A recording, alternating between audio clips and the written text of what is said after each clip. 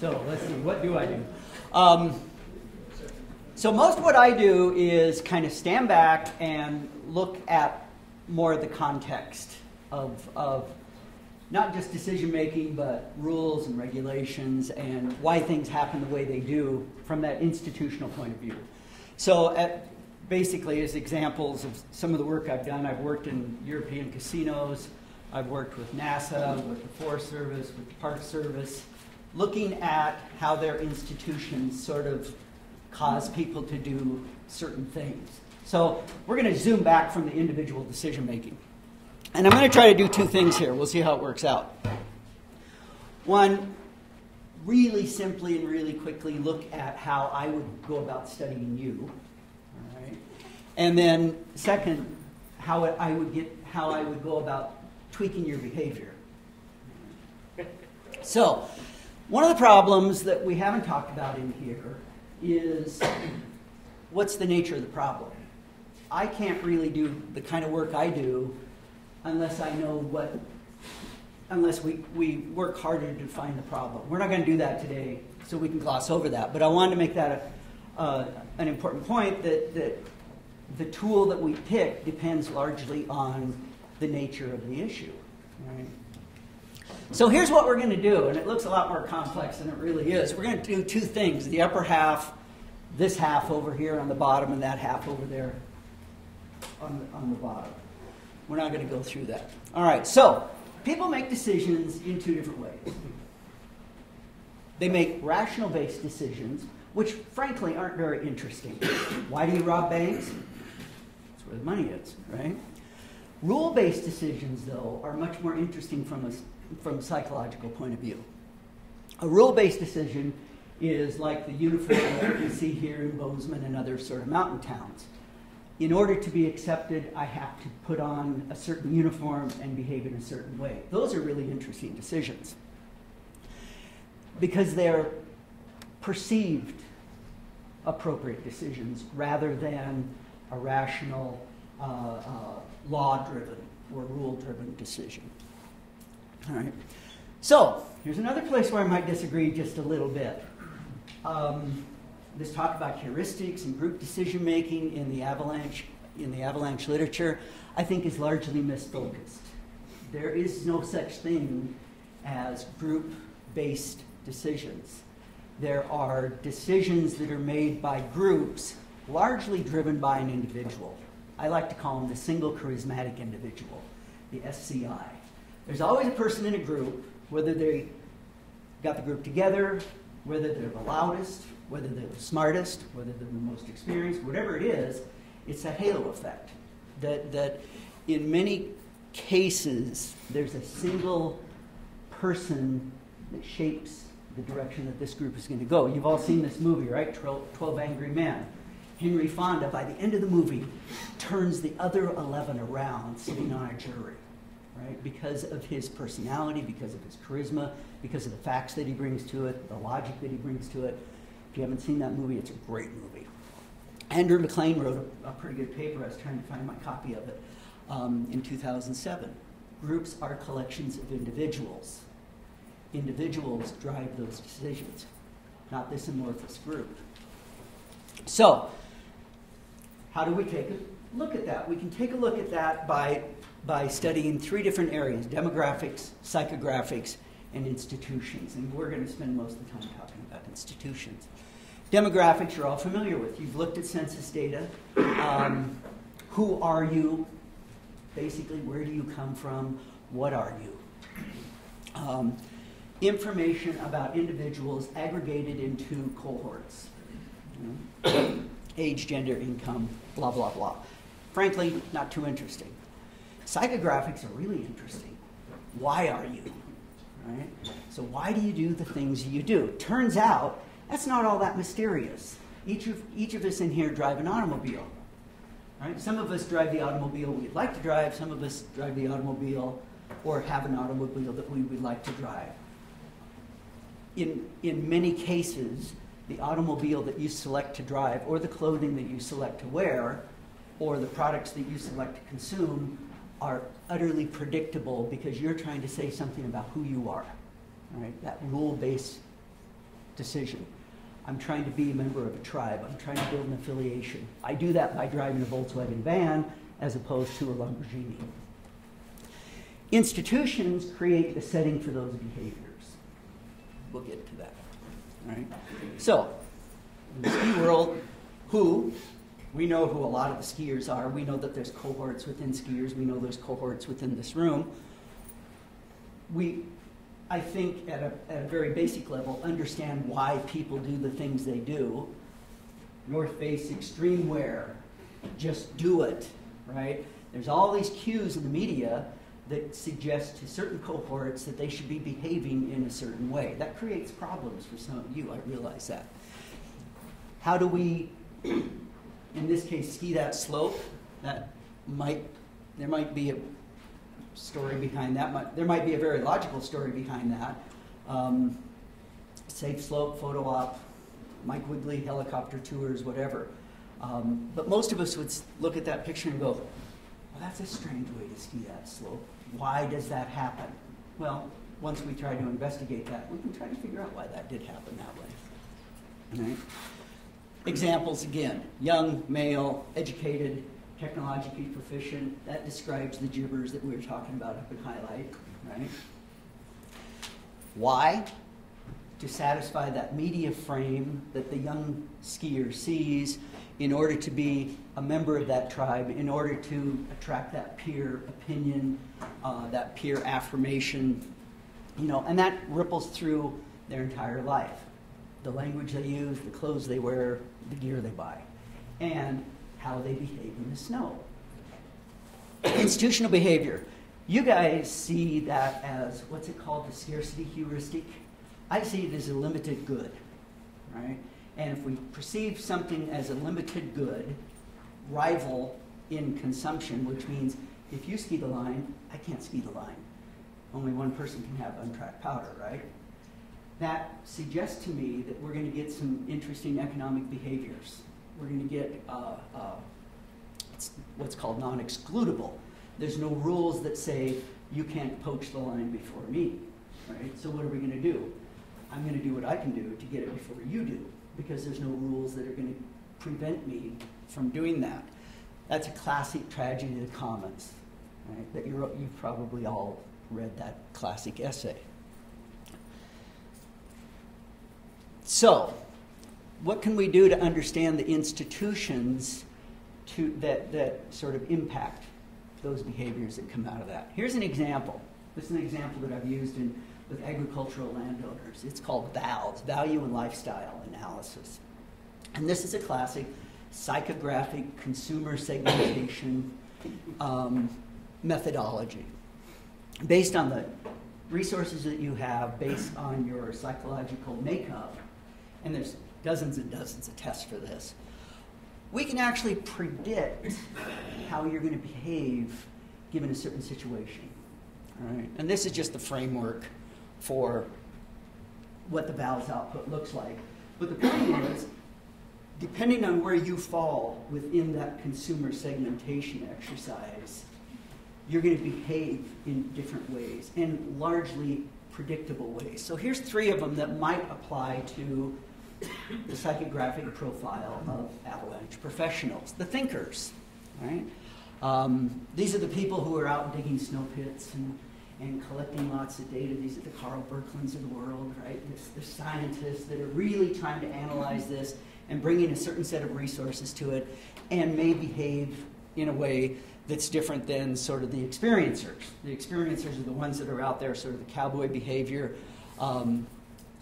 This is all about getting out there and getting a workout, taking risks, probably acting on impulse. You can see pretty quickly that if we can start to put you, and people don't like to do this, but if we can start to put you in pigeonholes, we can make some fairly accurate predictions about your future behaviors if we put you in certain situations. Right? Go back.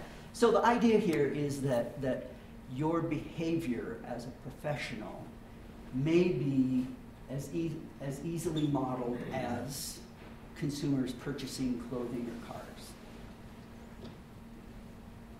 A lot of people don't like that idea, by the way. not hearing much. So, once we start to segment you out, we end up, is behavior like that all that surprising? No, probably not. Probably all of you know people that are sitting on this or would like to be sitting on the side of that car. That is not a surprise to me. I have a 19-year-old. This is the way he behaves. I know exactly why he does what he does, right? And it's all because his other 19-year-old friends behave exactly the same way. If he didn't, he'd be the outcast. So here's a project I'm working on right now. 51% of grizzly deaths in the greater Yellowstone are human caused. They tend to be a very specific kind of bear. They tend to be females with cubs, right, which is the capital stock of the bears in the greater Yellowstone. So this is a really important question. If we're hammering the capital stock of grizzly bears, it's going to make grizzly bear management eventually just that much harder because we'll never get them delisted. The idea is that bear spray, increased use of bear spray, decreased use of weapons would probably help reduce that mortality. Why don't people carry bear spray? Yeah. Oh, I thought you were going to tell me because I could save a lot of trouble. Well, my thinking is, and the bear managers right now they're looking at their public notices at trailheads and their brochures and stuff like that, and they're saying, well, we're getting a lot of information out, but mortality, human-caused mortality over the last 10 years is increasing, and it's the single biggest cause of mortality of grizzly bears. What's wrong? They're not segmentating their consumers. All right. Here's two examples. And these are admittedly pretty extreme examples. This is a comment from a hunting blog. A rifle is best, but not as portable as a handgun, so it would be the hands-down choice for the hunter. For Muffy and her fellow PETA members, pepper spray is the only option, though they would more likely to just flavor themselves with rather than spray the bear. That's a kind of an I code that as an anti-bear spray statement and pro-gun statement. You'll get it when you try my cold, dead hands from around the handle. Now here's one from a pro-bear spray conservation blog. Bears are wonderful creatures. If they just, if we just give them a chance. Watch a bear and the last thing you want to do is kill it. That's a very pro-bear spray statement. Clearly, if you're going to produce public communication aimed at people, you're going to have two different messages for these people. They are not the same people. They are not motivated by the same things. They do not behave in the same way. So right now what I'm doing is working with the agencies to try to segment the population. We're coding a bunch of narratives, what we call narratives, to try to see just how many segments there are and how people think about bears. There are clearly the bear lovers, there are the bear haters. That's the extreme, that's not most people. Most people are somewhere in the middle. What we're going to try to do is design some public communication that will elicit a response from different kinds of people, and that communication is going to be different for each of those consumer segments. Right? So, how does that relate to this group? Talk about that later if you want. Institutions matter. The setting in which you find yourself operating really matters. There's some really good work done on this. Two of them that you may be familiar with. One is called the Milgram experiments. How many of you have ever heard of the Milgram experiments? Well, maybe I should explain it once, very quickly. One hand went up. These are the experiments where we have the guy in the lab coat. We have the teacher over here. She has a dial full of switches. In another room, we have the learner. The learner is supposed to answer a question. If the learner doesn't answer the question, I tell you to give him 10 volts. She gives him 10 volts. He goes, ah, like that. We go through this exercise up until people were delivering 400 volts to the learners. the room would go silent, from the blood-curdling screams to dead silence. Guess what? A large number of people will go even further. Why? Because I'm telling the truth. Now, here's an interesting thing, and that often gets missed in the Milgram experience. He did this with men, women, young, old, doesn't seem to matter. Roughly the same percentage of people will help me carry out this experiment on poor Scotty. Until I give an order. If I order you to do it, compliance falls way off. What's that say? That suggests to people that the trappings of science, the trappings of legitimacy, the power structure is really important. Those are institutional variables, right? But just compelling someone with overt power, you will do this, compliance falls off very quickly, right? Institutions really matter. The Stanford prison experiments, how many of you ever heard of those? Stanford prison experiments. That's a guy named Phil Zimbardo, took college kids out of their homes. They were fully aware of all this, but he went and arrested him, threw him in a mock prison at Stanford University, had prisoners and prison guards, was going to run this experiment for a couple weeks to see what the dynamics were, the power dynamics between these two people, two groups of people.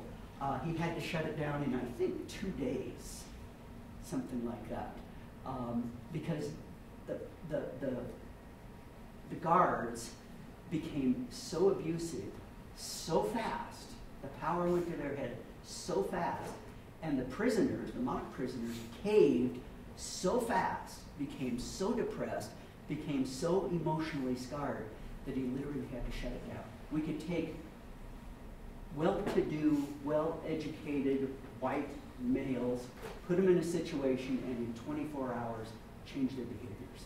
Some for the good, some for the bad. Right? There's some wonderful films. That book, The Lucifer Effect, is the story of those experiments at Stanford. So the finding of people that are working in this area is, most people are good people. Most people do the right thing. Most people are good apples. Bad outcomes are frequently the result of finding yourself in a bad apple barrel. Right? You find yourself in a bad situation with the wrong set of incentives, with the wrong pressures, whether they're peer pressures, whether they're self-imposed pressures, whether they're pressures from the outside. Most of us will do the wrong thing. Right? It's just a fact of life, even though we may know we're doing the wrong thing. When he talked to those prison guards, yeah, they knew they shouldn't beat up on classmates, but they did. They got physically abusive with these people in 24 hours. Most of us wouldn't behave that way. By the way, he has a really good TED Talk on the nature of evil. If you haven't seen Phil Zimbardo's TED Talk. So we know something about how to study you or people in general. We know something about what encourages people to do certain things. Let's talk about tweaking your decisions. Anchors, frames, and nudges. Right, it's kind of the 3 buzzwords in the literature today. Here's one more place where I might disagree with some of the stuff that we learn in Avalanche classes. Heuristics are not simply shortcuts. Heuristics are conscious decisions. They're conscious decisions to act on a bias or to ignore data. All right. We forego the clues from the snowpack, from our surroundings, but those are conscious decisions. Heuristics, the important thing to remember about heuristics is you choose to use a heuristic. A heuristic just doesn't burble up out of a soup. Right? We know that people can't collect and assimilate all the information they need, right? My thinking is our behavior is then driven by these rules, our acceptance, our external acceptance, our self-acceptance, this preconceived set of assumptions about what we're supposed to be doing. Anyone have a question about that picture? This is a really simple example of a nudge, a heuristic, a cue, whatever you want to call it. That's a plastic fly glued into a urinal. Right? For the guys in here, if you've ever walked into public urinals in, say, airports, apparently a huge percentage of us are really bad at hitting the urinal, right? Which results in all kinds of health problems, high maintenance problems. You know, you got people in there, the urinals become kind of these pigsties in public airports. You glue a plastic fly in the urinal, you'll aim for it, right? You'll aim for it. I can very easily change your urinating behavior with the inclusion of a plastic fly. Is that a nudge? Huh? That's a nudge. That's a nudge. That's a nudge. So here's another little experiment. If I ask you to list the last 2 digits of your Social Security number, 52, 64, 38, whatever it is, everybody think about what that is for a minute. Tell me what that car's worth. That's a 2012 Lamborghini Diablo.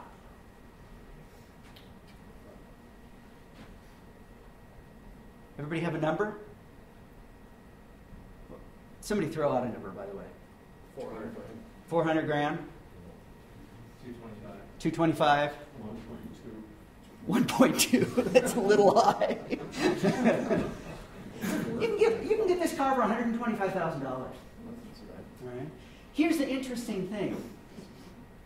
As you think about the last 2 digits of your Social Security number, or any other number that you want to think about, you will use that number as the starting point for valuing that car. It's called an anchor. You've all heard the term anchoring. Right? Anchors are what bias our decision. That's where we start our decision point. All right? Clever people that are good at negotiation understand that, and they are always the first ones to float the anchor. You walk up to someone, you want to buy a used car from them, the smartest thing you can do is start with your price, not his price, because that becomes the anchor. He's going to want to maximize the return on that car. You're going to want to minimize what you're going to pay for that car. Start low, right? Start low, the conversation begins low, at a low value. We should wean ourselves off Arab oil dependence. I heard some, Santorum or somebody say that the other day. Anyone know how much oil we get from the Arabs? I mean, this is what we go to war for, right? This is why we're going to drill in Alaska and drill in the Gulf, and we're going to go nuts here in the United States to find more oil, because the Arab oil problem, our dependence on Arab oil, is the problem. How much oil do we get from the Arab world? Huh? 70%? 12%? How much? 20%? It's 13%. Right? That ain't the problem, right? But by framing the problem in a certain way, by anchoring our discussion like that, we find ourselves going to war in the Middle East. Over 13%. Most logical, rational people could sit down and figure out a 13% cut in their oil budget, right? Or their energy budget. Another anchor. The snowpack is likely stable because it was earlier this morning or yesterday. Let's start there, right? And that makes perfect sense. That's a very efficient way to do it. But you can see that if you get some change in the snowpack conditions in a very short period of time, that might be a bad place to start your decision making, right? Anchoring. There's some techniques for debiasing the anchor, right? And one of the talks this morning talked about it. So let me get this straight. Right? Repeat back what you're thinking here. Show me your work. Show me your hit results. Let's share it. Let's talk about it. Let's see if we get the same hit results. Right? Let's dig to some distance from each other, see if we get the same thing. These are really easy things to do. Those are small institutional changes, small habits that we can get into that help us start to make better decisions. Right? The stand back one. If you had to explain that, you know, my wife is always, I go out skiing a lot by myself, you know, she's always trying to, so what'd you ski today and why'd you ski it? That's really not a bad check on me. Well, maybe I shouldn't have. Okay, then why did you smack? Right? If somebody walked into the room right now and we're engaged in some decision-making process, how valuable is it to help them understand it? Absolutely valuable. Some sort of peer review, some sort of external review from that. Right? The goal is to, again, shift the anchor, or cause us to at least think about how that decision-making might be anchored or misanchored. Right? Really famous book on the market right now called Nudge, Thaler and Sestine. The thesis of this book is everyone is what's called a choice architect. Right? We place ourselves or find ourselves placed in situations that cause us to make these changes. We can change that architecture pretty quickly. This door back here is a really good example. If you flip the handles on that door and you had those big bars on the inside, in order to get out this door, what would you do? You would pull. And you would what? Be embarrassed. Right? Because the doors still open outward. Right? Architects think about this. Right? But the cognitive part of our brain looks at that and says, well, big handle there, you must pull on that handle. No, you actually push on that handle. And people have done experiments with that. And sure enough, you can change people's decision-making process with very, very small changes. Here's 3 examples that they use on the ski patrol. They use ropes, high vis, and fence. Right? Ropes, boundaries. What's a rope for? Is to duck. Exactly. Interestingly, the reasons ski patrols often string high vis is because it's a little bit more of a signal, don't duck. Right? And snow fence, if you really want to get people to not go somewhere, you put up snow fencing. Those are really easy shifts that shifts people's behavior. Right? And here's the beautiful thing. You're really not imposing any sort of heavy-handed regulation or control over them. You still give them the choice. And that's really one of the central themes of Nudge, is give people a nudge, but still give them a choice. Right? So if you have a problem up the ski area, I'm just hypothetically thinking of something like Saddle Peak. Right? Is there a way to get people to change their behavior up there? No. Okay. I think you're probably right, but one of the problems that occurs to me is instead of going to the top, some people go part way up and ski into the cornice, right? Could you nudge people to simply go to the top without infringing on their personal freedom? Maybe it's a hundred. So, well, maybe I'll think about that, because clearly there's a little barrier there. Right? Here's just a great real-life example of a nudge. The shopkeeper puts the donuts on the other side. Lazy Homer isn't going to walk the length of the counter to get to the donuts, so he ends up eating better fruit. They've done these experiments in cafeterias at schools, and sure enough, it works. You can nudge kids to eat different foods, and in some ways the right foods, simply by where you place them. Put them first, they'll pick up the healthy foods first. If you put them high, they're not going to get them. If you put them low, they can't see them. Right? So you want to put the healthy foods in the center, near the front. It's a nudge. Simple stuff. Simple stuff.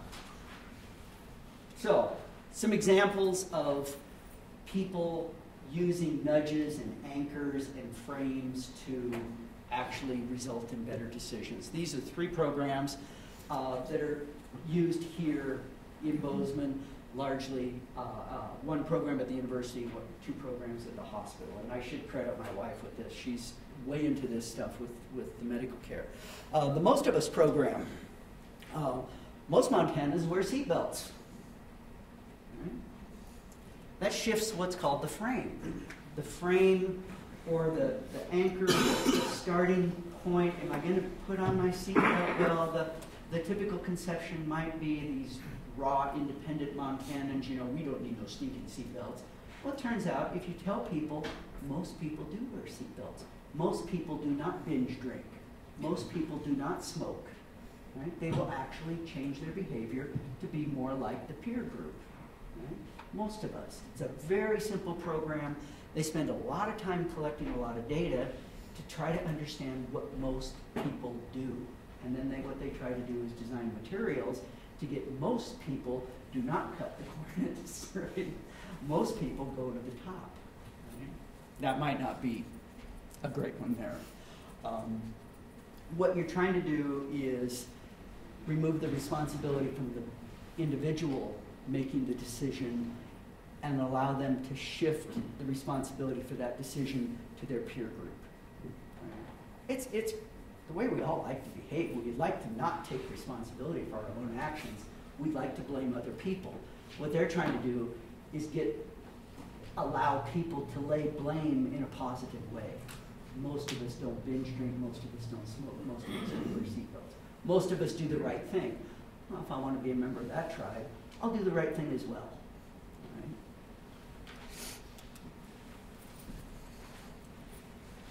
Here's a shift in the frame. And this is a very simple matter of which number are we going to look at. Right? Avalanches are very low probability events. Right? Most backcountry skiers will never get in an avalanche. They behave accordingly because they know it's a low probability event. What if you change the frame to the mortality, however? Right? And that number comes from the Alps. So if now the chances are I'm not going to get caught in an avalanche, but if you get caught in an avalanche, I stand a 50% chance of dying. Well, that changes the frame just a little bit. Right? If you can get people to remove the emphasis from one number to the other number, it changes the way they see the world. Frame. So here's what we know about medicine. All right? Most things, most reforms to fix medical accidents don't work. There's lots of good data on that. Doctors, nurses, the medical community tolerate a certain number of deaths. It's called practicing medicine. Practice makes perfect. We're not perfect. The wrong limb being cut off, the wrong kidney being taken out, the wrong person on the operating table, the wrong drug, all of this stuff happens on a daily basis. Tens of thousands of accidents a year. Right? We also know what causes them. Poor communication, assumptions that one person is going to do something that they end up not doing, and the perception of what an accident is. All right? They have the same problems that any other group does. Expert opinion, poor communication, ego, and complex procedures. Right? A lot of attention given to checklists in medicine, and it turns out checklists really do work. Right? But they work for a very specific reason. They delay impulsive behavior. That's what the literature on medical checklists is showing. If you can delay the impulsiveness of an individual, that individual will often come around to make the right decision. But we're in two different situations. What matters now? What matters now is putting the leg on right? She's not dying, she's just missing a leg. So let's take a little extra 5 minutes and get it on the right direction. I know we're going to hear about checklists in aviation, so we don't need to talk about that, except that they're relatively recent, 1935. They went from almost 100% accident rate with the B-17 to almost zero. B-17, as it turns out, was a very complex airplane to fly. Once they started implementing the checklists, accident rates went way down. Again, pilots have the same problem of other groups. They're very impulsive, very egotistical. Sorry. President company included. Finally, is a program that Bozeman Deaconess is starting to implement now called Never Leave Your Wingman. And I've got the materials here. They actually have a 5-part, 5 different pages with safety lessons, pay attention to detail, right, which we've already heard, communicate clearly, never leave your wingman, questioning attitude, things that we've talked about. What they do is they have a background material for this. You pick one up a week, you read it, you study it, and then you carry it to the cards around. And these are sort of flashcards of the week, right? And what they do is they try to get you to go through a decision-making or a learning process about one aspect of the decision-making each week. Right? So they're not trying to load you all up with a bunch of stuff. It's an ongoing process with a lot of feedback, with a lot of monitoring associated with it, and it's trying to do, again, things that we've really heard about. You know, building a partnership, building better communication, that outside opinion, that peer coaching, that affirmation, that so let me get this straight moment, right? So, this again is the really important part of checklist. Checklist, the main strength of a checklist is not to get you to go through a step-by-step process of making a decision. It may play that role before you go into the OR, wash your hands, right? Take your tie off. Those are relatively simple things. The main role of the checklist in the literature is to pause, to cause you to hit that pause button. This is a program that you see as a result of people doing silly things on Facebook. It's a nudge that can come up on the internet before you hit the send button. Pause before you post. Right? How many in here have put something on the internet that you would just as soon you could take back? Right? No, this demographic doesn't do that, but my 19-year-old son does. Right? What the pause does, what the checklist does, is it tries to get you to check your bias, reframe the question, rethink it, and not act on that impulsiveness that we're all very prone to. All right? So this is the self-serving page, by the way. If we were going to actually study this group, or I've got a grant proposal in now to study some backcountry skiers next year, hoping to get funded. The first thing we do is we have to figure out what the problem is. I'm not sure I've heard a lot of discussion about that. We might want to spend a little time on that. Why is that problem happening, and who is affected by that problem? Okay. For whom is it a problem? Okay. Then we can go in and we can start segmenting that population. My suspicion is, looking in this room, there's a couple different segments. There's definitely an age difference. There's kind of 2 age groups in here. Just that tells me there's probably some behavioral differences on the job. You think? We do that with surveys, we do that with observations, we do that with narrative analysis, we do that with incident analysis. We do that by trying to understand how you think of yourself on the job. Some of this I know sounds a little bit touchy-feely, but it turns out it's actually pretty worthwhile. If I know what your motivations are on doing the job, and we think we have a problem with decision making, I can probably tweak those decisions because I know what drives you. Right? And then we can set up some experiments, and that's what I'm going to do with the grizzly bear people. We're going to produce some materials. We're going to see how people respond to those materials and see if we can't increase the use of bear spray decrease the use of handguns in particular in the backcountry. So finally, overall summary, leave time for some questions. Define the problem. How much is it a problem? Is it really a problem? What's the costs and benefits of the problem? We don't want to solve a problem if it costs a whole lot in terms of time and resources, if the scope of the problem is really very narrow and very small. Right? Who are the tribes? Who are the segments? Figure out what tweaks those segments, what drives those segments, what motivates you. How do you see your job happening? What's the frame? What's the bias that you go into the day with, or your organization goes into the day with? Look at the culture, the institutional setting in which you make decisions.